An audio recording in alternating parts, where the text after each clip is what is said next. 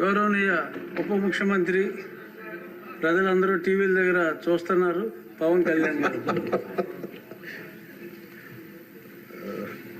గౌరవ అధ్యక్షుల వారికి హృదయపూర్వక నమస్కారం. నాకు మాట్లాడే అవకాశం ఇచ్చినందుకు గౌరవ ముఖ్యమంత్రి గారికి మీకు హృదయపూర్వక నమస్కారం. నా గవర్నర్ గారి ప్రసంగానికి మనస్ఫూర్తిగా మా పార్టీ తరపు నుంచి నా తరపు నుంచి మనస్ఫూర్తిగా దానికి మద్దతు తెలుపుతూ ధన్యవాదాలు తెలియజేసుకున్నాను అధ్యక్షుడు. ఇక్కడున్న ఎక్కువ మంది చాలా సీనియర్ నాయకులు, మోస్ట్ ఆఫ్ దెమ్. నాకు ఇలాంటి సెషన్స్ ఎలా ఉంటాయో నాకు తెలియదు. ఫస్ట్ టైం నేను అంటే గొడవ ఎలా ఉంటుంది అసెంబ్లీలో నాకు తెలియదు. నాకు చాలా ఆశ్చర్యం కలిగింది ఏంటంటే నేను ఇట్లాంటి గొడవలు టీవీల్లో గతంలో తెలంగాణ నరసింహన్ గారు గవర్నర్గా ఉన్నప్పుడు ఉమ్మడి రాష్ట్రం అప్పుడు గొడవలు చూసాను, టీవీలో చూసామని. అట్లీస్ట్ దానికి ఒక కారణం ఉండిందో ఇంకో విభేదించే పరిస్థితులు ఉన్నాయి. ఇక్కడ విభేదించడానికి ఏముందో నాకు తెలియలేదు. నేను అనుకుంటా ఉన్నాను ఇలా ప్రవర్తించచ్చా, ఇలా చేయొచ్చా అంటే ఇది leaders should lead by example కదా. రాష్ట్రానికి ప్రథమ పౌరులైన గవర్నర్ గారు ఇలా ఈ స్థాయిలో ఉండి ఆయన మర్యాదపూర్వకంగా వచ్చి మన బడ్జెట్ మన రాష్ట్ర విధానాలని ఆయన ప్రవేశపెట్టి మాట్లాడుతూ ఉంటే గౌరవించే విధానం ఇదేనా అని అనిపించింది. సో నేను మనోహర్ గారితో మాట్లాడుతాను, మా సహచరులను మన సివిల్ సప్లైస్ మినిస్టర్ గారితో. నా రూల్ బుక్ మేమిద్దరు మాట్లాడుకుంటే rules of procedure and conduct of business in Andhra Pradesh legislative assembly ఏంటి సార్ ఇలాగే మాట్లాడేస్తారంటే దాంట్లో చూపించాను. చాప్టర్ 5లో when the House assembles under Article 175, 176 of the Constitution, every member shall maintain the dignity and solemnity of the occasion before, during or after the Governor's address and shall not obstruct or interrupt the address in any manner. Maintenance of dignity and salinity at governors address అనేది చాలా స్పష్టంగా ఈ rule బుక్లో ఉంటే మనమే రూల్స్ని implement చేయాల్సిన వాళ్ళం. వారికి సంఖ్యాబలం ఉందా లేదా పక్కన పెడితే every member of this house has a responsibility to follow the rules.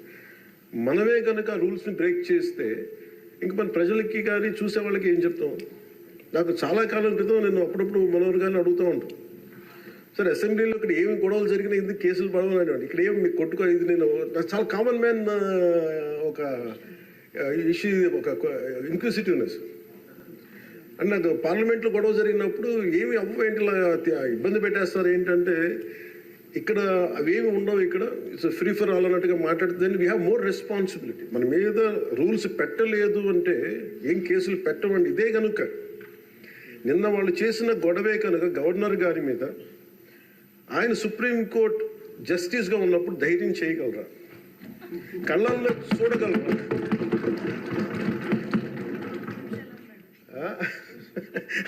నాకు అదే అనిపించింది. అంటే గౌరవించాల్సింది పోయి ఈ విధానం ఏంటనిపించింది. నిన్న టీవీ వాళ్ళని అడిగారు, మీరు వీళ్ళు వైసీపీ నాయకులు ఇలా మాట్లాడారు కదా, మీ ఇదేంటి అని. YCP synonym for ruckus. అంటే గొడవకు కానీ బూతులకు కానీ వాళ్ళు పర్యాయ పదం అయిపోయారు.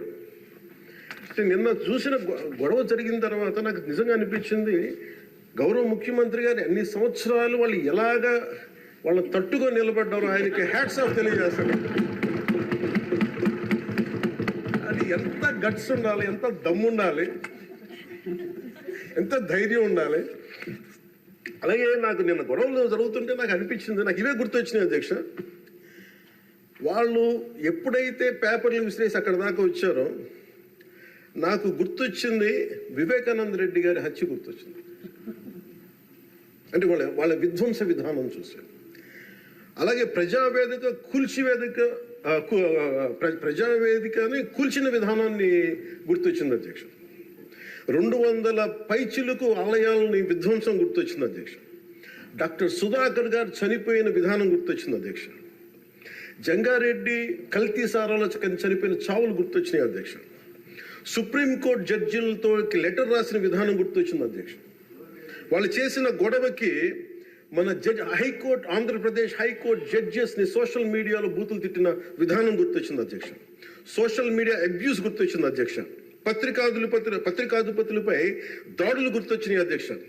రివర్స్ టెండరింగ్ గుర్తొచ్చింది అధ్యక్ష, పాలసీ టెర్రరిజం గుర్తొచ్చింది అధ్యక్ష, స్వయాన మీ మీద జరిగిన టార్చరు, దాడులు, ఇబ్బంది పెట్టిన విధానం గుర్తొచ్చింది అధ్యక్ష, మన అడవుల విధ్వంసం గుర్తొచ్చింది అధ్యక్ష, చంద్రబాబు గారిని 53 రోజులు జైల్లో పెట్టి ఇబ్బంది పెట్టిన విధానం గుర్తొచ్చింది అధ్యక్ష, అమరావతి రైతుల్ని దారుణంగా రక్తాలు వచ్చేలా కొట్టి కేసులు పెట్టింది గుర్తొచ్చింది అధ్యక్ష, తిరుపతి కల్తీ లడ్డులు గుర్తొచ్చినాయి అధ్యక్ష, అబ్యూజ్ ఆన్ విమెన్ గుర్తొచ్చింది అధ్యక్ష.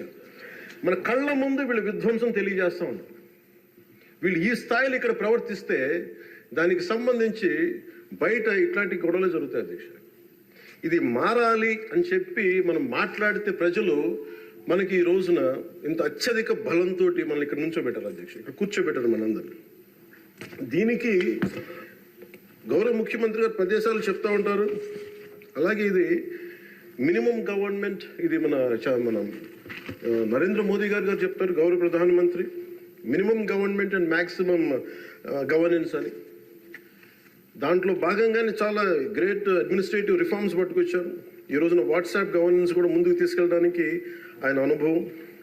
అంటే మేము ఈ ప్రభుత్వం చేస్తున్నది అధ్యక్ష, ఎక్కడా కూడా ప్రభుత్వం ప్రజలకి సామరస్యపూర్వకంగా ఉండాలి, ఎక్కువ సానుకూలంగా ఉండాలి, ఎక్కువ బాధ్యతలు పెట్టాలి, ఎక్కువ బరువు పెట్టకూడదు అనే విధంగా గౌరవ ముఖ్యమంత్రి గారి ఆధ్వర్యంలో నడుస్తూ ఉంది ప్రభుత్వం.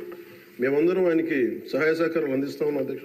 Governor his excellency Abdul Nazeer గారికి రాష్ట్ర ప్రభుత్వ అధిపతిగా గవర్నర్ హోదాలో శాసనసభను ఉద్దేశించి రాష్ట్ర అభివృద్ధి భవిష్యత్ నమూనాను దిశానిర్దేశం చేసినందుకు వారికి నా హృదయపూర్వక కృతజ్ఞతలు. అలాంటి ఉన్నతమైన వ్యక్తి ఇస్తున్న సందేశాన్ని చూసి వైసీపీ వాళ్ళు బాయ్కాట్ చేయడం చాలా దురదృష్టకరం. ఇలాంటి ఆయన చూస్తా ఉన్నాను అధ్యక్ష, ఇట్లాంటి ఇబ్బంది పెట్టే సమయంలో కూడా ఆయన ఆరోగ్యం కూడా సరిగ్గా లేదు, జ్వరం వచ్చిన సమయంలో కూడా ఆయన ఎంత ఇబ్బంది పెడుతుంటే ఆయన చాలా సక్సెస్ఫుల్గా ఆయనకి ఇచ్చినందుకు మనస్ఫూర్తిగా వారికి నా ధన్యవాదాలు, నా కృతజ్ఞతలు తెలియజేస్తాను. చట్టసభలు దేవాలయాలు లాంటివి రాజ్యాంగాన్ని పరిరక్షించేందుకు 5 కోట్ల ఆంధ్రప్రదేశ్ రాష్ట్ర ప్రజల భవిష్యత్తుని నిర్ణయించే వేదిక ఇది. అలాంటి సభను హుందాగా నడిపించాలని కూటమి ప్రభుత్వం అధికారులకు వచ్చిన రోజు నుంచి తరచుగా చెప్తూ గౌరవ ముఖ్యమంత్రి గారు పదే మా అందరికీ దిశానిర్దేశం చేస్తూ ఉంటారు.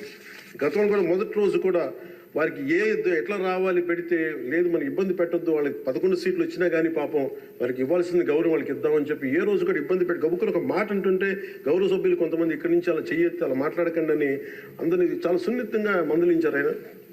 ఇట్లాంటి ఉన్నప్పుడు వాళ్ళు ప్రవర్తించే విధానం చాలా బాధ అనిపించింది. మేమందరం 164 మంది సభ్యులు చాలా బాధ్యతగా వ్యవహరిస్తున్నాం అధ్యక్ష. భవిష్యత్తులో కూడా రాజ్యాంగ పరిరక్షణ, రాష్ట్ర ప్రజల సంక్షేమం, రాష్ట్ర సమగ్ర అభివృద్ధి ధ్యేయంగా వ్యవహరిస్తామని సందర్భంగా గవర్నర్ గారికి శాసనసభ వేదికగా తెలియజేస్తాం. నిన్న సభలో గందరగోళం సృష్టించి సభ నుండి వెళ్ళిపోయిన 11 మంది ఎమ్మెల్యేల పార్టీకి సంబంధించిన ఎమ్మెల్సీ ప్రవర్తనని ఖండిస్తూ ఇందులో ఆ తప్పు లేనప్పటికీ కూడా గవర్నర్ గారికి ప్రభుత్వం తరఫున క్షమాపణ తెలియజేస్తాను అధ్యక్ష. గౌరవ శాసనసభ స్పీకర్ శ్రీ అయ్యన్న పాత్రుడి గారికి, సభలో ఆసీనులై ఉన్న గౌరవ ముఖ్యమంత్రి శ్రీ నారా చంద్రబాబు నాయుడు గారికి, మంత్రివర్యులకు, శాసనసభ్యులకు, శాసనమండలి సభ్యులకు, అలాగే సభ నుంచి వెళ్ళిపోయిన వైసీపీ సభ్యులకు కూడా నా హృదయపూర్వక నమస్కారం. అధ్యక్ష, మేము ఆర్థిక ఇబ్బందులు పడుతున్న రాజధాని ఇచ్చి కూడా రాజధాని నిర్మించుకోలేని రాష్ట్రంలో గత ప్రభుత్వం రాజధానిపై నిర్మాణం దృష్టి పెట్టకుండా 3 ముక్కలాట ఆడింది. అభివృద్ధి కుంటుపడింది, ఆర్థిక స్థిరత్వం కోల్పోయింది. ఈ కారణంగా పెట్టుబడులు మందగించాయి, అధికార దుర్వినియోగం, క్షీణించిన శాంతి భద్రతలు, మౌలిక సదుపాయాలు, కల్పన వైఫల్యం కారణంగా రాష్ట్రం తీవ్ర సంక్షోభంలో వెళ్ళిపోయింది. ఇలాంటి సమయంలో గౌరవ ముఖ్యమంత్రి శ్రీ నారా చంద్రబాబు గారి నాయకత్వంలో ఆయన ఈ సవాళ్ళను అధిగమిస్తూ ప్రభుత్వాన్ని స్థాపించాం. ఇప్పుడు ఆర్థిక, సామాజిక, సాంస్కృతిక, విద్య, ఆరోగ్య, పర్యావరణ మరియు మౌలిక సదుపాయాల అభివృద్ధి లక్ష్యంగా ప్రాంతాల వారి సమగ్రమైన అభివృద్ధి ప్రణాళికతో ముందుకు వెళ్తున్నాం. ఎన్నికల ముందు పరిస్థితులు చూసాం. సాంత్వన, ఓదార్పు కావాల్సిన రాష్ట్రానికి ఈ రోజున వాళ్ళు బాధ్యత రాహిత్యం మనకి చూసాం. గత కొంతకాలంగా రాష్ట్రం ఆర్థిక సుస్థిరత కోల్పోయిన దరిమిలా తిరిగి నారా చంద్రబాబు గారి నాయకత్వంలో పునర్జీవం వైపు అడుగులు వేస్తున్న కీలక సమయం అది. అదేవిధంగా ప్రభుత్వంలో పారదర్శకత, జవాబుదారీతనం తీసుకురావాలనే ఉద్దేశంతో పంచాయతీరాజ్ శాఖలో అవినీతికి ఎటువంటి తావు లేకుండా ఉద్యోగుల బదిలీల కార్యక్రమం చేపట్టడం జరిగింది అధ్యక్ష. గ్రామ పంచాయతీలో ఘనంగా జాతీయ వేడుకలు జరుపుకోవాలనే ఉద్దేశంతో స్వాతంత్ర గణతంత్ర దినోత్సవ వేడుకలను ఖర్చులను పెంచి పంచాయతీలకు అందించడం జరిగింది. ప్రభుత్వం అధికారంలోకి వచ్చిన వెంటనే ఒకే రోజు 13,326 గ్రామ సభలు నిర్వహించి ప్రపంచ రికార్డు సాధించామన్న ఈరోజు తీసుకున్న నిర్ణయాలను చిత్తశుద్ధితో అమలు చేసేందుకు పల్లె పండుగ పేరుతో కార్యక్రమం రూపొందించి 3 నెలల కాలంలో సంక్రాంతి పండుగ నాటికి రాష్ట్ర వ్యాప్తంగా ప్రతి గ్రామంలో రోడ్లు నిర్మించే చర్యలు తీసుకున్నాం అధ్యక్ష. కేంద్ర ప్రభుత్వం గ్రామీణ అభివృద్ధి శాఖ ఆధ్వర్యంలో ప్రతిష్టాత్మకంగా నిర్వహించే మహాత్మా గాంధీ జాతీయ ఉపాధి హామీ పథకం ద్వారా విడుదలవుతున్న నిధులను పూర్తి స్థాయిలో సద్వినియోగం చేసుకుంటూ అభివృద్ధి కార్యక్రమాలకి వినియోగం చేస్తూ కేంద్ర ప్రభుత్వం చేత ప్రశంసలు అందుకుంటున్న విషయాన్ని సందర్భంగా మీకు తెలియజేస్తాం అధ్యక్ష. దాదాపు 4,500 కోట్ల వ్యయంతో 30,000 అభివృద్ధి కార్యక్రమాలను ప్రారంభించి రాష్ట్ర వ్యాప్తంగా 4,300 కిలోమీటర్ల సీసీ రోడ్లు నిర్మాణం చేపట్టడం జరిగింది అధ్యక్ష. గత ప్రభుత్వం 5 ఏళ్ల హయాంలో 1,800 కిలోమీటర్ల సీసీ రోడ్లు నిర్మాణం చేస్తే కేవలం 6 నెలల కాలంలో గౌరవ ముఖ్యమంత్రి శ్రీ నారా చంద్రబాబు గారి నాయకత్వంలో కూటమి ప్రభుత్వం 4,300 కిలోమీటర్ల నిర్మాణం చేపట్టింది. ఇప్పటికీ 3,000 కిలోమీటర్లు పూర్తి కాగా ఇంకో 1,300 కిలోమీటర్ల రోడ్ల నిర్మాణం ముగింపు దశకి చేరుకునే అధ్యక్ష. ఇవే కాకుండా పాడి రైతుల ఆదాయాన్ని పెంచేలా, పాడి పశువులకి రక్షణ కల్పించే ఉద్దేశంతో రాష్ట్ర వ్యాప్తంగా 22,500 గోకులాలని నిర్మాణం చేపట్టడం జరిగింది అధ్యక్ష. గత ప్రభుత్వం 5 ఏళ్ల కాలంలో కేవలం 268 మినీ గోకులాలు మాత్రమే నిర్మించింది అధ్యక్ష. వాళ్ళు 5 సంవత్సరాల కాలంలో వాళ్ళు నిర్మించింది 268 మినీ గోకులాలు అధ్యక్ష. ఎన్డీఏ ప్రభుత్వం నారా చంద్రబాబు గారి నాయకత్వం వచ్చింది 22,500 గోకులాలు మేము నిర్మాణం చేపట్టడం జరిగింది. అలాగే పంచాయతీరాజ్ శాఖ నుంచి ప్రత్యేకించి గత ప్రభుత్వం ప్రతి శాఖలో కూడా అవినీతిని, నిధుల మళ్లింపు, దుబారా ఖర్చులు, నిర్లక్ష్య ధోరణి, భవిష్యత్ అవసరాలపై దృష్టి పెట్టకపోవడం వంటి కారణాలతో రాష్ట్ర భవిష్యత్తు వెనక్కి వెళ్ళింది అధ్యక్ష. దాని మీద గవర్నర్ గారి ప్రసంగం గ్రామీణాభివృద్ధి ప్రాముఖ్యత గురించి చాలా బలంగా నొక్కి చెప్పారు. రాష్ట్ర అభివృద్ధి గ్రామాలే బలమైన పునాదికి ఈ ప్రభుత్వం నమ్మి ఆచరించి చూపిస్తుంది. గ్రామ సభల నిర్వహణ, ఉపాధి హామీ పనులు, గ్రామీణ మౌలిక వనరుల అభివృద్ధి, తాగునీటి సరఫరా, పారిశుద్ధ్య సౌకర్యాల ఒక ఉద్యమంగా పల్లి పండుగను ముందుకు తీసుకెళ్తున్నాం అధ్యక్ష. ఈ ప్రయత్నాల ద్వారా విజన్ 2047కి అనుగుణంగా మన రాష్ట్రంలోనే దేశంలోనే నెంబర్ 1 లక్ష్యంగా నిలబెట్టాలని మనస్ఫూర్తిగా మేమందరం కృషి చేస్తున్నాం అధ్యక్ష.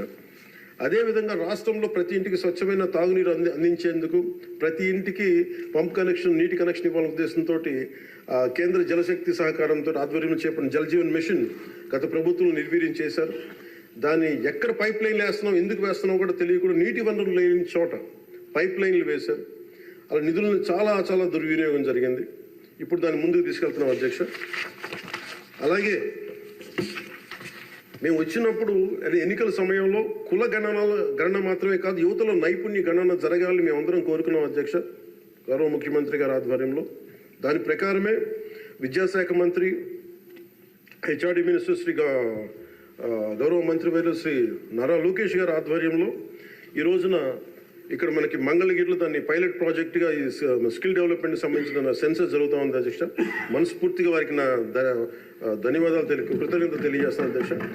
అలాగే ఆయన నాయకత్వంలో బీసీల నియామకం 10 మెరిట్ ఓరియంటెడ్, బీసీలని కాదు అన్ని కులాలకి న్యాయం జరిగేలాగా దాదాపు 10 మంది మెరిట్ ఓరియంటెడ్ బీసీలు నియమించింది మనస్ఫూర్తిగా వారికి నా అభినందనలు తెలియజేస్తాను అధ్యక్ష. అదేవిధంగా సామాన్యులకి వైద్య ఖర్చులు భారం కాకూడదనే ఉద్దేశంతో ఎన్నికలు ఇచ్చిన హామీ ప్రకారం 25 లక్షలు, 2.5 లక్షల నుంచి 25 లక్షల ఆరోగ్య బీమా అందించే లక్ష్యంతో ప్రణాళిక సిద్ధం చేస్తున్నందుకు మనస్ఫూర్తిగా ముఖ్యమంత్రి గారికి ధన్యవాదాలు తెలియజేస్తాను. ఇందులో భాగంగా గత ప్రభుత్వం 1,000 రూపాయలు పెన్షన్ పెంచడానికి 5 ఏళ్ల సమయం తీసుకుంటే కూటమి ప్రభుత్వం అధికారంలో వచ్చిన నెల రోజుల్లోనే గౌరవ ముఖ్యమంత్రి శ్రీ నారా చంద్రబాబు నాయుడు గారి నాయకత్వంలో 1,000 రూపాయలు పెన్షన్ పెంచి ప్రభుత్వ యంత్రాంగంలోని 1వ తేదీనే పెన్షన్ పంపిణీ కార్యక్రమాన్ని చాలా దిగ్విజయంగా పూర్తి జరుగుతుంది. అలాగే ఆడబిడ్డలకు ఇచ్చిన మాట నిలబెట్టుకుంటూ సంవత్సరానికి 3 ఉచిత గ్యాస్ సిలిండర్లని అందజేస్తున్నాం అధ్యక్ష. అలాగే భారత సంస్కృతి మూలం వసుదైక కుటుంబం. ప్రకృతితో మనుషులతో పాటు సకల చరాచర జీవజాలం చెట్లు పరిరక్షించుకోవాలనే లక్ష్యంతో అటవీ పర్యావరణ శాఖ దృఢ సంకల్పంతో పనిచేస్తున్న అధ్యక్ష. రాష్ట్రంలో పచ్చదనాన్ని 50% పెంచే ఉద్దేశంతో రాష్ట్ర వ్యాప్తంగా సుదీర్ఘకాలం జీవించే దేశీయ మొక్కల్ని పెంపకం చేపట్టడం జరిగింది. అలాగే ప్రత్యేక దృష్టి మనకి మన్యం, పార్వతీపురం, చిత్తూరు జిల్లాలో కూడా అటవీ ఏనుగుల నుండి రైతులు తరచుగా ఎదుర్కొంటున్న సమస్యలను పరిష్కరించేందుకు కర్ణాటక రాష్ట్ర ప్రభుత్వంతో కూడా forest minister Karnataka forest minister Eshwar Khandre గారికి కూడా నేను వెళ్ళి కలవడం జరిగింది అధ్యక్ష. వారికి మనకు సంబంధించి ఇక్కడ టీం చేయడానికి అక్కడ కుంకి ఏనుగుల్ని మనకి తీసుకొచ్చేందుకు మనం చర్యలు తీసుకుంటా ఉన్నాం అధ్యక్ష. ఈరోజు నిన్న రాత్రి ముఖ్యంగా చిత్తూరు మన అన్నమయ్య జిల్లాలో జరిగింది. చాలా బాధ కలిగిన తర్వాత 3 చనిపోయారు. దీనికి ప్రత్యేకంగా ఇప్పుడే సమీక్ష నిర్వహించి వస్తున్నాను అధ్యక్ష. ఇది మీ ద్వారా ప్రజలందరికీ కూడా తెలియజేయాలనుకుంటుంది ఏంటంటే, కొన్ని ప్రత్యేకమైన ఈ దేవాలయాలు కానీ కొన్ని అటవీ దాని కింద ఉన్నాయి అటవీ భూభాగము.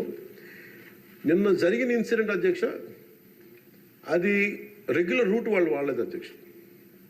ముఖ్యంగా ఫారెస్ట్ డిపార్ట్మెంట్ చెప్పింది ఏంటంటే, మీరు షార్ట్ కట్ కోసం ఎక్కడైతే ఏనుగులు ఉంటాయో అటు సైడ్ వెళ్ళారు అధ్యక్ష. ఆ వెళ్ళిన వ్యక్తి కూడా గతంలో అతని మీద రెడ్ స్టాండర్డ్స్ స్మగ్లింగ్ చేసే వ్యక్తి. అతను నాకు తెలిసి ఈ రూట్ అని చెప్పి దాదాపు 30 మందిని తీసుకెళ్ళండి అధ్యక్ష.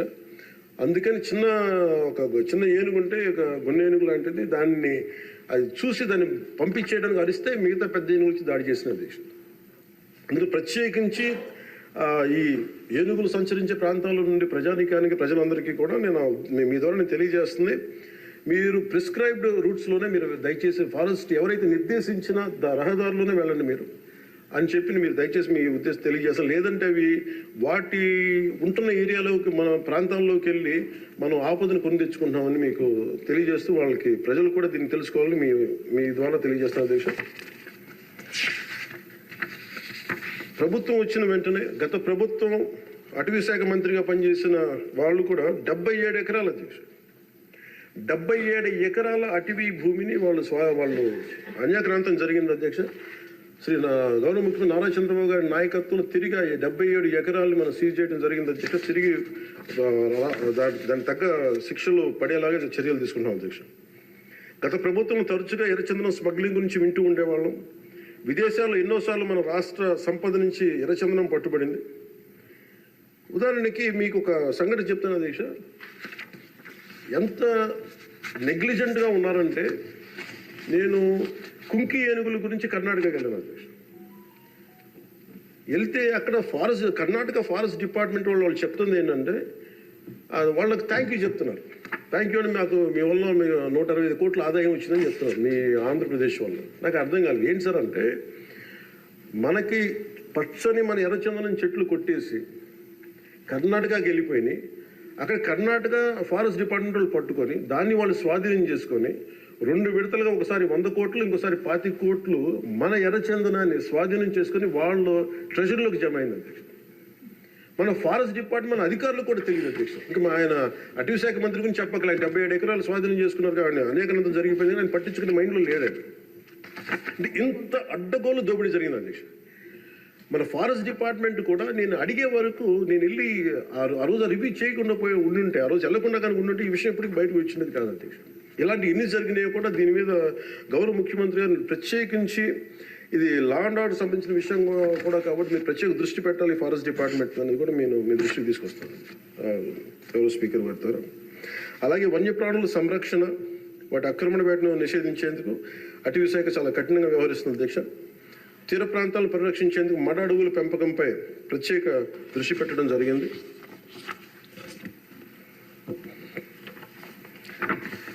గౌరవ ముఖ్యమంత్రి గారికి దాదాపు ఒక 2 నెలల క్రితం వారి దృష్టికి వెళ్ళిన అధ్యక్ష. వారి దృష్టికి కొన్ని విషయాలు తీసుకొచ్చాను.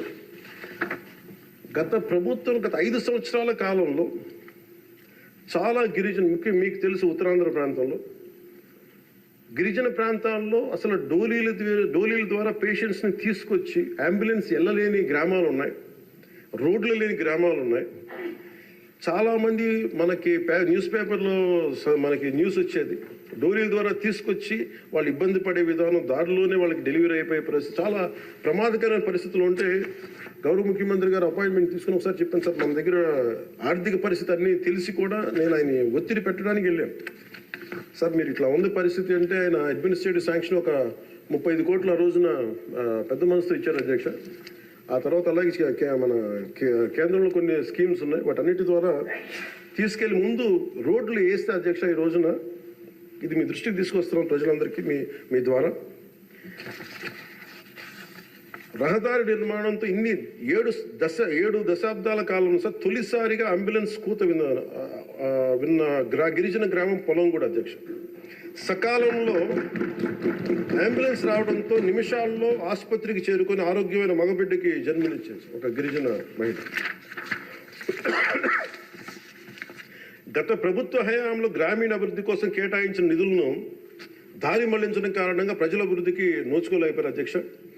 కానీ గత ప్రభుత్వ తప్పిదాలను సరిచేస్తూ అధికారులకు వచ్చిన రోజు నుండి గ్రామీణ అభివృద్ధి లక్ష్యంగా వికసిత్ భారతంలో ఏ ఒక్క గ్రామం కూడా అభివృద్ధికి మన స్వర్ణాంధ్ర ఉండే ఏ గ్రామం కూడా అభివృద్ధికి దూరం కాకూడదు అన్న సంకల్పంతో గౌరవ ముఖ్యమంత్రి శ్రీ నారా చంద్రబాబు నాయుడు గారి నేతృత్వంలో రాష్ట్ర ప్రభుత్వం కృత నిశ్చయంతో పనిచేస్తున్న అధ్యక్ష. గిరిజన గ్రామాలు, కొండ ప్రాంతాల్లో డోలి మోతలు ఈ ముగింపు పలికే దిశగా ఆంధ్రప్రదేశ్ ప్రభుత్వం పంచాయతీరాజ్ గ్రామీణాభివృద్ధి శాఖ ఆధ్వర్యంలో చేపట్టిన మౌలిక సదుపాయాల కల్పనలో భాగంగా శ్రీకాకుళం జిల్లా కొత్తూరు మండలం గుట్టుపల్లి నుండి పొలంగూడ వరకు నూతన బీటీ రోడ్డు నిర్మాణం కొరకు మహాత్మా గాంధీ జాతీయ ఉపాధి హామీ పథకం కింద 21-22 ఆర్థిక సంవత్సరంలో మంజూరు చేయడం జరిగింది అధ్యక్ష. దీనిని సీతంపేట గిరిజన సంక్షేమ ఇంజనీరింగ్ డిపార్ట్మెంట్ ఏజెన్సీ పని పూర్తి చేయాల్సి ఉంది. నూతన ప్రభుత్వం ఏర్పడిన తర్వాత అధికార యంత్రాంగంతో సమీక్షలు నిర్వహించి ఏ రోడ్లు అయితే చేయలేదో కొన్ని రోడ్లని ప్రత్యేకించి ఒక రోడ్డుని ఎన్నుకొని ఈ రోడ్డు నిర్మాణం పూర్తి చేసేందుకు కావాల్సిన చర్యలు తీసుకోవడం జరిగింది అధ్యక్ష. 2024 డిసెంబర్ నెలలో 2.5 కిలోమీటర్ల బీటీ రోడ్డు నిర్మాణం మొదలుపెట్టి 2025 జనవరి నెలాఖరు నాటికి ఈ నిర్మాణం పూర్తి చేయడం జరిగింది అధ్యక్ష. ఇది వేరువేరు మండలాలు, జిల్లాలు కలిపేందుకు ఈ మార్గం ఉపయోగపడటం వల్ల పొలంగూడని సీతంపేటకు వచ్చేందుకు దాదాపు 25 కిలోమీటర్ల ప్రయాణ దూరం తగ్గింది అధ్యక్ష. రోడ్డు నిర్మాణ కారణంగా 23 ఫిబ్రవరి 2 రోజుల క్రితం 25 నాడు తొలిసారిగా ఇందాక మీరు చెప్పినట్టుగానే అంబులెన్స్ కూతురు గ్రామ ప్రజలు విన్నారు అధ్యక్ష. పురిటి నొప్పులతో బిడ్డకు జన్మనిచ్చేందుకు ఇబ్బంది పెడుతున్న శ్రీమతి సబర సబియాక అనే గిరిజన సోదరి గిరిజన సోదరి మహిళ ఈ నూతన రహదారి మీదుగా నిమిషాల వ్యవధిలో హిరమండలంలోని ప్రాథమిక ఆరోగ్య కేంద్రానికి తీసుకురావడం జరిగింది అధ్యక్ష. చాలా మగబిడ్డకి జన్మనిచ్చారు. ఈ రహదారి ఏర్పాటు ద్వారా 6 గిరిజన గ్రామాలకు సంబంధించిన 1260 మంది డోలి మోతల కష్టాలని నారా చంద్రబాబు నాయుడు గారి నాయకత్వంలో ఈ రాష్ట్ర ప్రభుత్వం తీర్చింది అధ్యక్ష. ప్రత్యేకించి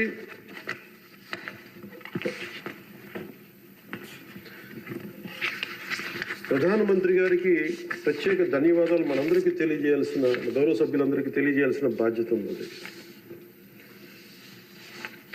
ఆంధ్రప్రదేశ్ గత వారి పాలనలో, వైసీపీ పాలనలో నలిగిపోతున్న దశలో ఏ ఒక్కరికి కూడా నేను ఎంత నిర్లక్ష్యంగా, ఎంత దుర్మార్గంగా ప్రవర్తించిన విధానం ఇక్కడే చట్టసభలో అలా ప్రవర్తిస్తుంది. రియల్ లైఫ్లో మీకు వాస్తవానికి వాళ్ళు ఎలా చేశారో తెలుసు. ఇలాంటి పరిస్థితుల్లో ఇంకొకసారి వాళ్ళ ప్రభుత్వం వస్తే పరిస్థితులు ఏమవుతాయి?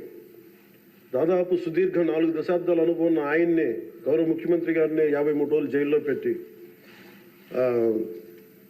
యువ నాయకులు, ఐటీ మంత్రివర్యులు వారు నారా లోకేష్ గారిని కూడా జైల్లో పెట్టడానికి ఇబ్బందులు పెట్టి ప్రయత్నాల్లో మనకి అచ్చెన్నాయుడు గారు, గౌరవ మంత్రి అచ్చెన్నాయుడు గారిని ఇబ్బంది పెట్టిన విధానం ఇక్కడ మొదటి మీరు వచ్చినప్పుడు ఎంతమంది ఇబ్బంది పడ్డారు అంటే మొత్తం దాదాపు 90% హౌస్ చేతులు ఎత్తారు అధ్యక్ష ఆ రోజున. అలాంటి పరిస్థితుల నుంచి నేను కోరుకుంది ఒకటే అధ్యక్ష, ఆ రోజున ఆంధ్రప్రదేశ్ 5 కోట్ల మంది ప్రజలకి మేము అండగా ఉండాలి, దానికి ఏమి చేయాలని చెప్పి ఎక్కడా కూడా ఓట్లు చీలకూడదని చెప్పిన తర్వాత చెప్పింటే నన్ను తిట్టు లేదు అధ్యక్ష, అందరూ తిట్టారు. కానీ ఈరోజు నాకు ఆనందం ఏముందంటే అధ్యక్ష, ఈ రోజున గౌరవ ప్రధానమంత్రి నరేంద్ర మోదీ గారి దృష్టికి తీసుకెళ్ళి కేంద్ర నాయకత్వానికి తీసుకెళ్ళి ఆ రోజున మాకు ఇది కావాలి, మీరు చేయాలి అని చాలా ఇంపాసిబుల్ టాస్క్లు అడిగాం అధ్యక్ష. ఆ రోజున ముఖ్యంగా విశాఖ స్టీల్ ప్లాంట్ అధ్యక్ష. విశాఖ స్టీల్ ప్లాంట్ అధ్యక్ష మీకు తెలిసిందే ఇది, కానీ ఒకసారి మన అందరం కూడా దీన్ని గుర్తు చేసుకోవాల్సిన అవసరం చాలా ఉంది అధ్యక్ష. ఇది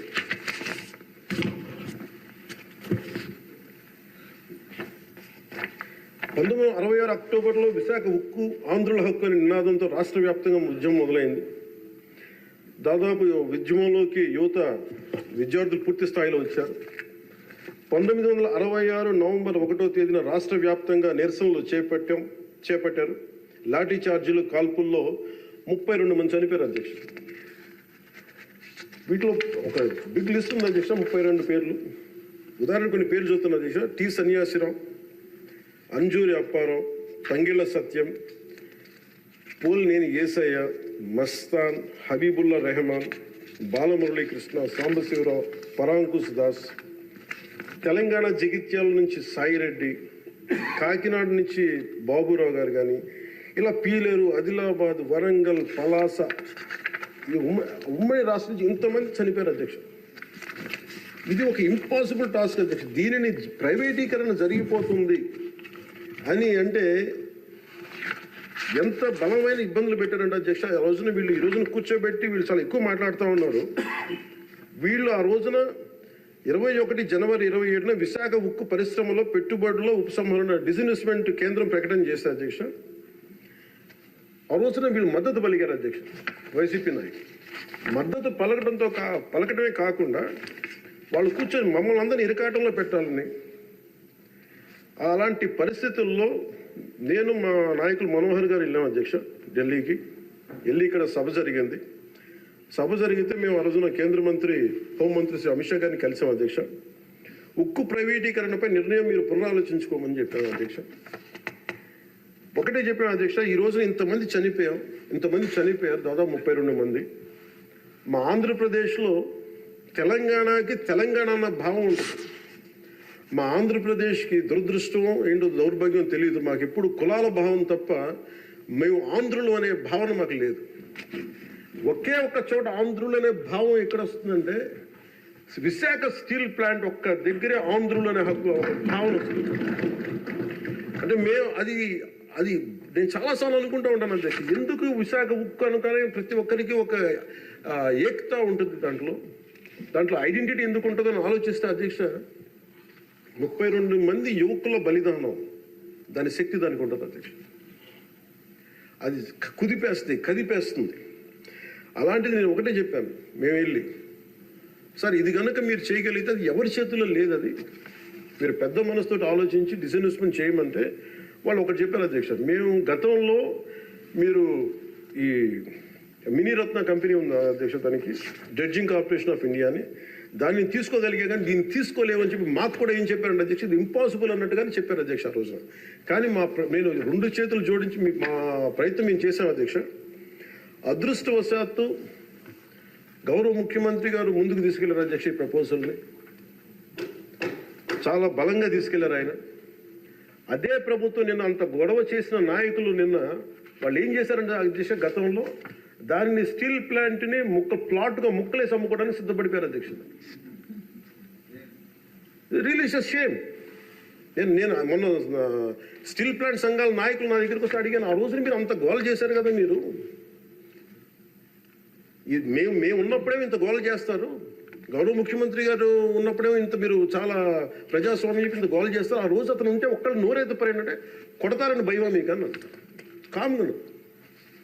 అంటే ఇలాంటి పరిస్థితుల నుంచి ఈ రోజున మన స్టీల్ ప్లాంట్కి డిస్ఇన్వెస్ట్మెంట్ని ఆపి తిరిగి పెట్టుబడులు తీసుకొచ్చినందుకు మన భారతదేశ ప్రధానమంత్రి శ్రీ నరేంద్ర మోదీ గారికి ప్రత్యేక ధన్యవాదాలు తెలుపుతున్నాను.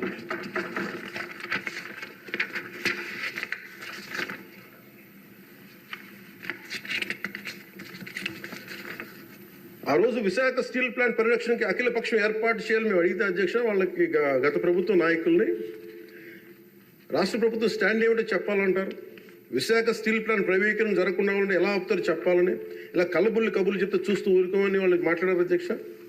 వైసీపీ నాయకులు కేంద్రం మా మాట వినదని చెప్పారు అధ్యక్ష.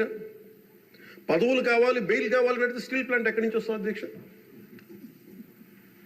కేంద్ర ప్రభుత్వం ప్రవేశపెట్టిన ప్రతి బిల్లుకి మద్దతు ఇస్తున్నప్పుడు స్టీల్ ప్లాంట్ కోసం ప్రత్యేకంగా గనులు ఎందుకు అడగలేదని వాళ్ళు నిలదీశారు అధ్యక్ష. రోజు నేను చెప్పాను మీకు ఒక కార్యాచరణ ప్రకటించండి. మాకు ఆ రోజున ఒక ఎమ్మెల్యే, ఆ ఎమ్మెల్యే కూడా మీరు తీసేసుకున్నారు. వైసీపీకి ఉన్నారు, మీకు టీడీపీకి ఉన్నారు. ఆ రోజు 175 మంది ఎమ్మెల్యేలు, 25 మంది ఎంపీలు. ఒక ఐక్య కార్యాచరణ ప్రకటించండి అంటే అండగా ఉంటామని చెప్తే కూడా వాళ్ళు కాపాడుకోలేపారు అధ్యక్ష. కానీ నారా చంద్రబాబు గారి నాయకత్వం మేము కాపాడుకున్నాం అధ్యక్ష. స్టీల్ మేము చాలా గర్వంగా చెప్పగలం, చాలా గర్వంగా చెప్పగలం అధ్యక్ష. అలాగే దీన్ని ప్రత్యేకించి అధ్యక్ష, ప్రధానమంత్రి గారికి మన సభ నుంచి అందేలాగా ఆంధ్రప్రదేశ్ మన అమరావతి మన క్యాపిటల్ దగ్గర నుంచి వెళ్ళేలాగా, అక్కడికి అందేలాగా వారికి నా కృతజ్ఞతలు తెలియజేస్తాను అధ్యక్ష. I take this opportunity to express my wholehearted gratitude to Honorable Prime Minister Sri Narendra Modi ji for his unwavering trust in the Andhra Pradesh government and for extending the immense support in every aspect of state development. मैं इस अवसर पर माननीय प्रधानमंत्री श्री नरेंद्र मोदी जी को आंध्र प्रदेश सरकार पर भरोसा दिखाने और विकास में सहयोग देने के लिए अपना आभार व्यक्त करता हूं. The Polavaram project, Adhyaksha, the key things. One is Polavaram project. The central government stood by us. That is, number one is Polavaram project, the lifeline of Andhra Pradesh. The Polavaram project is crucial for irrigation, resolving the drinking water crisis across the state. Under the previous regime, the project faced severe neglect with less than 10% of the work completed, leading to unnecessary cost escalations and delays due to reverse tendering. After forming the new government, Honorable CM Sri Nara Chandrababu Naidu Garu reassessed the project status and sought central support. The central government, under the leadership of Sri Narendra Modi ji, responded immediately, approving 12,157 crore for 24-25 and 5,936 crore for 25-26, ensuring rapid progress towards completion. The second one is Jal Jeevan Mission, Adhyaksha, safe drinking water for every household. The mission aims to provide 55 liters of safe drinking water per person daily through tap connections across 95.44 lakh households in Andhra Pradesh. The previous government failed to achieve even 1% progress in 5 years. The central government has sanctioned 27,000 crore for phase 1, boosting implementation efforts. The Andhra Pradesh government also has requested 54,000 crore for phase 2 and successfully advocated for an extension of the mission till 2028. And we acknowledge and we thank Honorable Prime Minister Sri Narendra Modi. Another major development projects worth 2.8 lakh crores.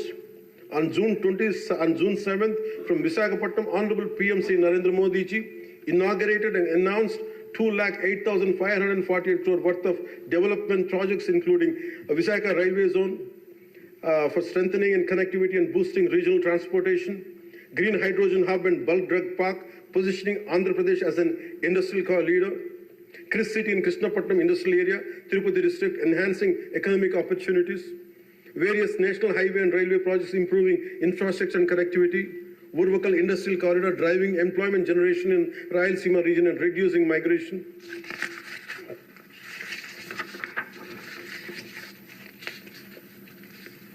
Visakha steel plant, as I said, sir, it holds a very great emotional connection. I'm grateful to Honorable PM for understanding and allocating funds for additional supporting, increasing its financial support from 620 crore to 8,620 crores for 24-25 and 3,295 crore for 25 and 26, ensuring its revival and profitability. We're grateful to Honorable PM Narendra Modi.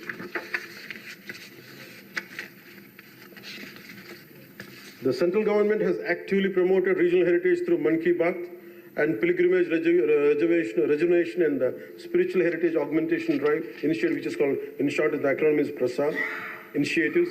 Andhra Pradesh Wooden Toys Tableau won a national award at the Republic Parade, bringing national recognition to our Andhra Pradesh craftsmanship. commitment towards Vikasit Bharat 2047 on behalf of 5 crore Andhra Pradesh people. We express gratitude to Honorable PM Sri Narendra Modi ji for his unwavering trust in our state government under the leadership of Sri Nara Chandrababu Naidu garu. Under his visionary leadership, Andhra Pradesh is committed to contributing towards a $2 trillion economy as a part of Vikasit Bharat 2047. We all will work relentlessly to achieve Swarnandhra 2047, ensuring a prosperous and developed Andhra Pradesh. Employment generation through Narega, the central government has allocated 5,621 crore under wage component and 3,233 crore under material component through Narega, which has generated 22.04 crore working days and provided employment to 73.27 lakh laborers, ensured 100 days of assured employment for 3.23 lakh families. Development of Amaravati and building a world-class capital. The YCP government neglected the construction of Amaravati and misused and diverted central funds, leading to uncertainty and loss of investor confidence. Due to the lack of stable government and clear policies, many international companies refrain from investing in Andhra Pradesh. The newly formed NDA government is committed to developing Amaravati as a world-class capital under the leadership of Sri Nara Chandrababu Naidu garu. So for this, central government has sanctioned 15,000 crore and assured continued support for timely completion of the capital. This will not only accelerate the state's growth, but also attract top global companies, creating a strong and economic and industrial ecosystem in the state of AP.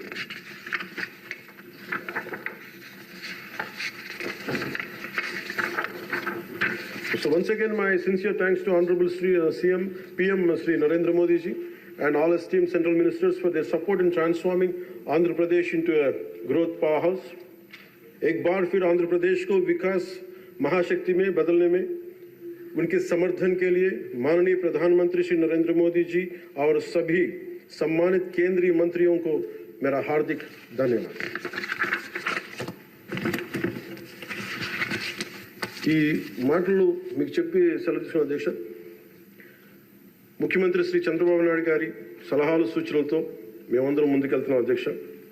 అదేవిధంగా ఎన్ని ఆర్థిక ఇబ్బందులు ఉన్నప్పటికీ ఎన్నికల్లో ఇచ్చిన హామీలని చిత్తశుద్ధిగా చేసేలాగా నిరూపించుకుని మనకు పూర్తి చేసేలాగా ఒక్కొక్క అడుగు వేస్తూ రాష్ట్ర ప్రభుత్వం పనిచేస్తూ ఉంది.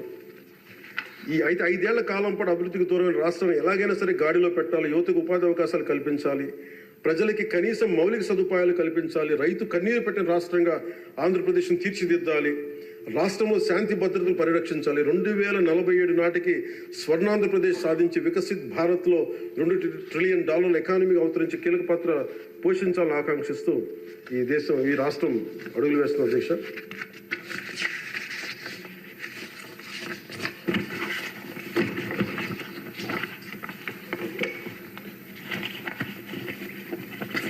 చాలా నలిగి వచ్చాము అధ్యక్ష. మీ మీద కూడా కేసులు పడ్డాయి, మిమ్మల్ని కూడా ఇబ్బంది పెట్టారు. ఇలాంటి సమయంలో one caution all of us, వ్యక్తిగతంగా నేను తీసుకున్న అధ్యక్ష, నా పార్టీ వ్యక్తులు కూడా చెప్తా ఉన్నాను, ఇది ప్రజలకు కూడా తెలియజేస్తాం. గత 5 సంవత్సరాల కాలం నలిగిపోయాం అధ్యక్ష. మేమందరం గౌరవ ముఖ్యమంత్రి గారు ఎంత నలిగిపోయారు మనందరికీ తెలుసు. ఎంత ఇబ్బంది పడ్డారు, ఇంట్లోంచి ఆడవాళ్ళు బయటికి రావాలంటే ఇబ్బంది పడ్డారు, రాష్ట్రంలో నవ్వు లేదు, భయాలు ఉన్నాయి. అలాంటి స్థాయి నుంచి మేమందరం కలిపి ప్రజల్లో విశ్వాసాన్ని చెరుకున్నాం అధ్యక్ష. వీళ్ళు నిలబడతారని ఒక మనందరం తీసుకోవాల్సిన మా అందరికీ కూడా నేను పదే నాకు చెప్పుకుంటాను అధ్యక్ష. అది సంకీర్ణ ప్రభుత్వాలు చాలా ఛాలెంజింగ్ అధ్యక్ష. ఒక పార్టీ అయితే ఇబ్బంది లేదు, కానీ మన అదృష్టమో ఏదో దురదృష్టమో తెలియదు, కానీ సంకీర్ణ ప్రభుత్వం వచ్చింది మనది. అది ఎటు తీసుకున్నా కానీ our commitment is for people అధ్యక్ష. ఎన్నిసార్లు కూడా చాలాసార్లు గౌరవ ముఖ్యమంత్రి గారికి నాకు నన్ను ఇబ్బంది పెట్టి చాలామంది చాలా రకాల వ్యాఖ్యలు చేసినప్పటికీ కూడా మేము ఎందుకు బలంగా కలిసి ఉంటాం అనడానికి ఇది వారి గురించో నా గురించో లేదంటే లోకేష్ గారి గురించి ఇంకెవరి గురించో కాదు, ఇది we have committed for people అధ్యక్ష. మేము ఆంధ్రప్రదేశ్ ప్రజల కోసం మేము నిలబడి ఉన్నాం అధ్యక్ష. ఇబ్బందిగా ఉంటాయి కొన్ని కానీ సంకీర్ణ ప్రభుత్వం కలిసి లేకపోతే మటుకు ప్రజలకి మేము ద్రోహం చేసిన వాళ్ళం అధ్యక్ష. ఎట్టి పరిస్థితుల్లో కూడా అధ్యక్ష మేము మీకు మాటిస్తున్నాం, ప్రజలకు మేము మీ ద్వారా మాటిస్తున్నాం. మాలో ఎన్ని ఇబ్బందులు ఎన్ని ఇట్లాంటివి వచ్చినా ఎవరైనా మాట్లాడిన గౌరవ సభ్యులు ఎవరైనా మాట్లాడిన మేము వీటిని అధిగమించి ప్రజల్లో మన్నను చూరుకొని 15 సంవత్సరాలు ఖచ్చితంగా మా ఎన్డీఏ ప్రభుత్వం ఉంటుంది. ఎన్ని ఇబ్బందులు ఉన్నప్పటికీ కింద పడతాం, మీద పడతాం, అవి మా ఇంటి విషయాలు అధ్యక్ష, అవి మన ఇంటి విషయాలు, అవి మన ఎన్డీఏ కూటమి విషయాలు, మన కుటుంబ విషయాలు. కింద పడతాం, మీద పడతాం, ఒక మాట అనొచ్చు, ఇంకోటి అనొచ్చు, నాకు ఏం అభ్యంతరం. కానీ ఇంకొకసారి మటుకు గవర్నర్ గారికి గౌరవం ఇవ్వని వ్యక్తుల పార్టీ మటుకు ఈ సభలో అడుగు పెట్టకూడదు. వాళ్ళకి కూడా అధికారం రాదు. దీంట్లో మనం ప్రజాస్వామ్యం కేవలం ఎన్నికల విజయాలతో పరిపూర్ణం కాదు అధ్యక్ష. మంచి పరిపాలన అందించాలంటే జవాబుదారీతనంతో కూడిన చర్చలు అవసరం అధ్యక్ష. ప్రతిపక్షం అనేది లేదు. నేను చెప్పాను, మాకంటే ఒక సీట్ వచ్చినా మీరు ప్రతిపక్షంలో కూర్చున్నారు కానీ నేను సంతోషంగా ఉంటానంటే పాపం లేదు. మీ ప్రజలు మీకు ఇవ్వలేదు అవకాశం. లేదు, మాకు తామాషా పద్ధతి ప్రకారం పర్సంటేజ్ ప్రకారమే మాకు ఓట్లు మాకు ప్రతిపక్షం కావాలంటే they should go to Germany అధ్యక్ష. అక్కడ ప్రాసెస్ ఉంది, అక్కడ ఫెసిలిటీ ఉంది, అక్కడ సౌలభ్యం ఉంది.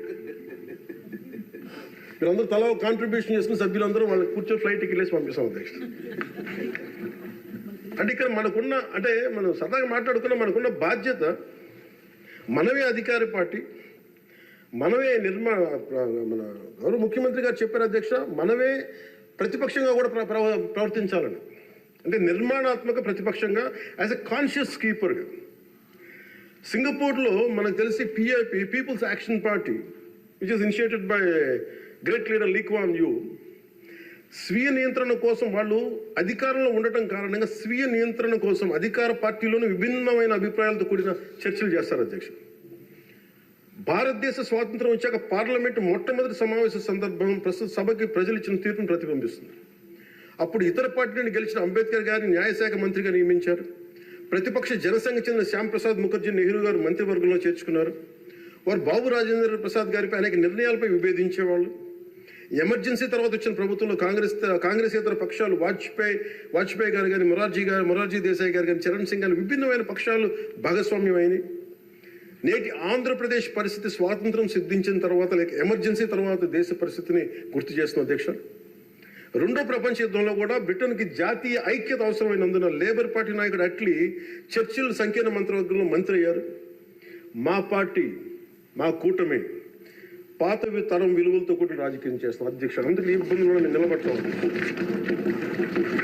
ఈ దేశ ఇలాంటి విపత్కర పరిస్థితుల్లో నేషనల్ రీకన్సిలియేషన్ క్యాబినెట్ అని అన్ని పక్షాలతో క్యాబినెట్ ఫామ్ చేస్తారు అధ్యక్ష. ఇప్పుడు మన రాష్ట్రంలో ఉన్నది స్టేట్ రీకన్సిలియేషన్ క్యాబినెట్ అని చెప్పొచ్చు అధ్యక్ష. ప్రతిపక్షంగా ఉండాల్సిన వాళ్ళు ముఖం చాటేస్తున్న ఈ సందర్భంలో అధికార పక్షం, ప్రతిపక్షం కూడా మేమే అధ్యక్ష. ఇది ఒక్కోసారి మాలో మేము ఉదాహరణకి టీటీడీలో ఒక తప్పు జరిగింది అధ్యక్ష. చిన్నది పాలనా ఇష్యూ, అది కొన్ని ప్రాణాలు కోల్పోయాయి. ఆ రోజు నేను వాళ్ళందరికీ వెళ్ళి క్షమాపణ చెప్పాను అధ్యక్ష. దేనికంటే ఇది నాకు సంబంధం లేదు అని అనుకోవడం కాదు. మా సభ్యులు ఉన్నారు అక్కడ మన తిరుపతి. ఎందుకు క్షమాపణ చెప్పానంటే అధ్యక్ష, బాధల్లో ఉన్న వాళ్ళకి, ప్రాణాలు కోల్పోయిన వాళ్ళకి మనం తగ్గి మీ బాధలు మనం తిరిగి ప్రాణాలు తీసుకురాలేము అధ్యక్ష. కానీ మేము ఉన్నాం మీ బాధలను పంచుకోవడానికి. ఏదో కొంత ఊరట చెప్పకపోతే అధ్యక్ష, అది మనందరం తప్పు చేసిన వాళ్ళు అవుతుంది అధ్యక్ష. మన ఆ రోజున తప్పు చెప్పకుండా ఉండి, ఆ రోజు మనకి సారీ చెప్పకుండా కనుక ఉండింటే అధ్యక్ష, వాళ్ళని బలం చేసిన వాళ్ళు అవుతారు, వాళ్ళు బలం పెంచిన వాళ్ళు అవుతారు అధ్యక్ష. ఎట్టి పరిస్థితుల్లో కూడా 11 సభ్యులుండి వాళ్ళు ఇంకా ఇంత గోల చేయగలుగుతున్నారంటే వాళ్ళకి ఒకటి పెరిగితే ఎంత గోల చేస్తారో మనం అందరం కూడా ఆలోచించాల్సిన అవసరం ఉంది. సో మన విభేదాలు విభేదాలు ఉంటాయి. ఒక తల్లికి పుట్టిన బిడ్డలకి విభేదాలు ఉంటాయి. మనందరం రకరకాల పార్టీల నుంచి వచ్చాం, రకరకాల పరిస్థితులు. కానీ మనందరం కమిట్మెంట్ ఫర్ ఎ వికసిత ఆంధ్రప్రదేశ్, స్వర్ణ ఆంధ్రప్రదేశ్. గౌరవ ముఖ్యమంత్రి గారు ఎందుకు నాకు అంత గౌరవం అంటే, ఒక పార్టీ నడపడం ఎంత కష్టం నాకు తెలుసు అధ్యక్ష. 4 దశాబ్దాల నుంచి నేను ఒకవైపు ఆయన చంపి ఆయన ఇబ్బంది పెడతా ఉంటారు. సార్ నాకు ఇది కావాలి, మాకు డబ్బులు ఇవ్వండి. డబ్బులు నా కోసం కాదు, నేను అడిగేది ఏం అడుగుతాను, రోడ్లు కావాలని అడుగుతాం. లేదంటే గౌరవ సభ్యులందరూ నాకు రోజు మా పంచాయతీలో రోడ్లు ఈ ఇబ్బందులు ఉన్నాయంటే ఫైనల్గా మళ్ళీ నేను వెళ్ళి ముఖ్యమంత్రి గారే చేయి చేస్తాను. ఆయనేమో పయ్యావుల కేశవ్ గారి వైపు చూస్తారు. అలాగే మీకు ప్రతిసారి ఇబ్బంది ఉంటుంది అధ్యక్ష. కానీ వీటన్ని అధిగమించాలంటే we have to show our collective commitment and leadership to the state of Andhra Pradesh and to its people. That is very essential from ఇది మనం. ఎందుకంటే ప్రతిసారి బ్యూరోక్రాట్స్ కూడా మనం బలంగా ఉంటేనే బ్యూరోక్రసీ కూడా చాలా బలంగా పనిచేస్తుంది అధ్యక్ష. అందుకే బ్యూరోక్రసీ కూడా కూర్చోబెట్టి వాళ్ళు వింటలేదు అనడానికి వీళ్ళు ఉండరేమో అని అనుకుంటే మటుకు వాళ్ళు కూడా వదిలేస్తారు. అందుకే మన commitment for people should be very strong and should be have to show hour great resilience. అందుకే మనందరం కూడా ఇబ్బందులు ఉన్నా కానీ ఒక మాట అనుకుందాం, చేద్దాం, కానీ మన commitment for people should not waiver, not even an inch. That's what I believe in అధ్యక్ష. ఇది మీ దృష్టికి ఒకటే తీసుకొచ్చి ముగిస్తాను అధ్యక్ష. కంఠంలో ప్రాణం ఉన్నంత వరకు we will work for the state development, state prosperity, for people of Andhra, and we die for the nation.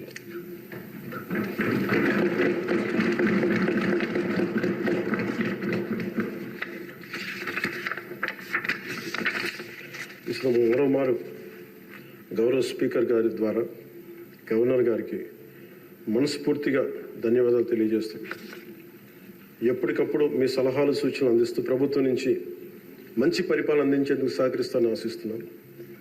ముగింపు వాక్యాలుగా ప్రధాని శ్రీ నరేంద్ర మోదీ గారి మాటల్ని గుర్తు చేసుకుంటున్నాం. Good governance with good intentions is a hall mark of a government. Implementation with integrity is our core passion. And ఈ మాటలు చెప్పి ముగిస్తాను అధ్యక్ష. నాకు అవకాశం ఇచ్చిన గౌరవ స్పీకర్ గారికి, అలాగే గౌరవ ముఖ్యమంత్రి గారికి, గౌరవ సభ్యులందరికీ, పేరు పేరు అందరికీ, మంత్రివర్యులందరికీ నా ధన్యవాదాలు తెలియజేస్తాను. జై హింద్. గతంలో ఉమ్మడి రాష్ట్రంలో మీరు ముఖ్యమంత్రిగా ఉన్నప్పుడు నేను అటవీ శాఖ మంత్రిగా పనిచేసిన సంగతి మీకు గుర్తుంది. అప్పుడు మీరు ఒక కార్యక్రమం చేపట్టారు, అందరికీ సంతోషకర కార్యక్రమం. అది గుర్తు చేయాలని మీ సమావేశం మీకు తెలియజేస్తున్నాను. ఆ రోజుల్లో మీరు గ్రీన్ కార్ప్స్ అని చెప్పి ఒక కార్యక్రమం పెట్టారు సార్. ఇప్పుడు పవన్ కళ్యాణ్ గారు ఆ శాఖలో మంత్రిగా ఉన్నారు, అటవీ శాఖ మంత్రిగా ఉన్నారు. అప్పుడు అటవీ శాఖ ద్వారా కార్యక్రమం చేసాం సార్. అప్పుడు ఉమ్మడి రాష్ట్రంలో సార్ ఉప ముఖ్యమంత్రి గారు 5 లక్షల మంది పిల్లలని సార్ తయారు చేశారు. హై స్కూల్స్ నుంచి జూనియర్ కాలేజ్ నుంచి. విద్యాశాఖ మంత్రి గారు కూడా ఇక్కడ ఉన్నారు సార్, మీరు కూడా వినాలి సార్. 5 లక్షల మంది కుర్రవాళ్ళని పిల్లలు తయారు చేసి గ్రీన్ కార్ప్ అని పేరు పెట్టాం. సార్ ఆఫీసులో కూర్చొని ఒక పిలిపిస్తే 5 లక్షల మంది ఒకే రోజు 5 లక్షల మొక్కలు ప్లాంటేషన్ చేశారు సార్. అటువంటి కార్యక్రమం అనకూడదు, నోరు జరుగుతుంది నాకు. ఈ ప్రభుత్వం వచ్చిన తర్వాత కనుమరుగు అయిపోయింది సార్. మళ్ళీ ఒకసారి విద్యాశాఖ మంత్రి గారు, మీరు ముఖ్యమంత్రి గారు ఆలోచన చేసి ఆ కార్యక్రమం పెట్టండి సార్.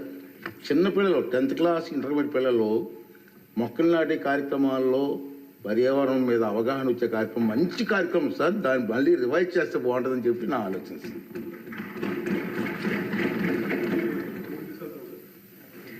కాదు, ఏది అడిగినా డబ్బులతో ముడిపడము సార్. నా భయం ఏంటంటే గతంలో ఒక సినిమా ఉంది సార్, జల్సా అని. దాంట్లో హీరో పాత్రధారి ఫ్రెండ్స్ ఎవరు వచ్చినా డబ్బులు అడిగితే ఆ వార్డ్రోబ్ ఉంది, ఆ వార్డ్రోబ్లో చొక్కా ఉంటుంది, ఆ చొక్కాలో డబ్బులు అడిగి తెచ్చుకోండి.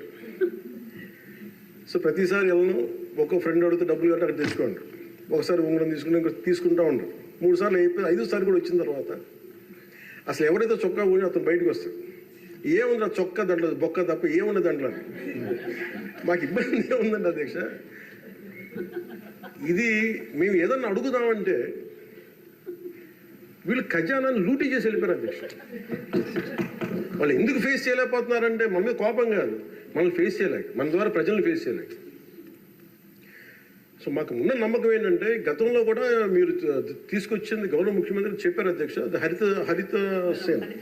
హరితవనం అది మేము తిరిగి రివైవ్ చేస్తాం అధ్యక్ష. ఈసారి ఒక యునిక్ సొల్యూషన్తో పట్టుకుంటాం. మనకి మొక్కలకు కానీ వీటికి దేనికి సంబంధించిన సరే మన ముఖ్యమంత్రి మీరు కంప్లీట్ సొల్యూషన్స్ అండి.